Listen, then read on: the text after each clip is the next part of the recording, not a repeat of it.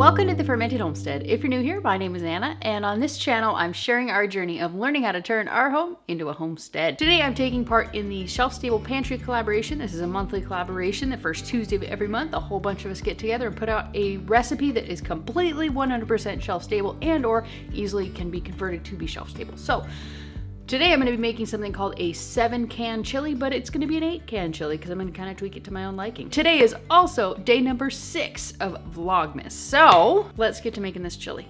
This chili literally is dumping cans and a couple of spices into a pot and letting it kind of simmer for about 20 minutes and then you're done. This is the perfect weeknight meal. When you forget to pull something out of the freezer or you're just running behind or whatever it might be, this is a great meal for you. I found this recipe on Pinterest and it is from togetherasfamily.com and it calls for 1 can of black beans, 1 can of pinto beans, 1 can of petite diced tomatoes. We just have this one with the sweet onions in it. 1 can of sweet corn, 1 can of chicken breast. It calls for the bigger size, like what you can get at Costco, 12.5 ounces. It calls for 1 can of green enchilada sauce in the 10-ounce can, but this is what we have. So we're gonna do about half of this can. Packet of taco seasoning, half of a teaspoon of cumin, half of a teaspoon of garlic powder, and a half of a teaspoon of chili powder, but this is all I could find.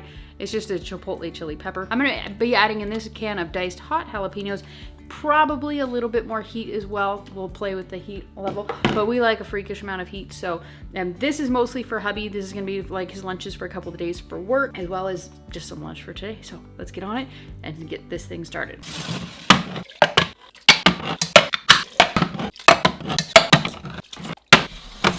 Now we're just gonna stir this all together and let it simmer for about 20 minutes. And there you have it. 8-bean chili, and took me approximately 2 minutes of hands-on time and just a little bit of time simmering.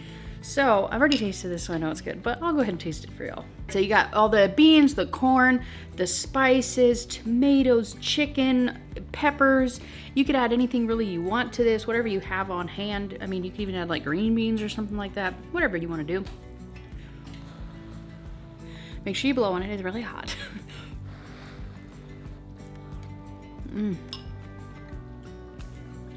So good. And you could totally add, if you're not doing the shelf stable, if you're not doing 100% shelf stable, you could totally add cheese to this. You could add sour cream, salsa, really anything, hot sauce, anything that you want to add to this to give it a bit more flavor, to make the flavor a bit more your own, maybe like a little bit more of a creamy texture, you know, whatever floats your boat. You can totally do that here. So I'm going to make sure to link this recipe down below. I didn't deviate from it much, so I would definitely consider it just a slight tweak off of the recipe, so I'm just going to link her recipe down below. Make sure you also head down below and check out all the other channels taking part in this collaboration. I'll do links to all of them. There's a playlist. Prepper Potpourri is the one hosting this collaboration, and she has the playlist over there. She's gathering all of them together so that when you are wondering what on earth you're going to do with all of these canned foods, all of these pantry foods that you have stocked up, which you should be if you're not already, please do, be getting stocked up for the future and everything that's coming our way, you have a lot of some things to do with all the food in your pantry, a lot of ideas and a lot of recipes. So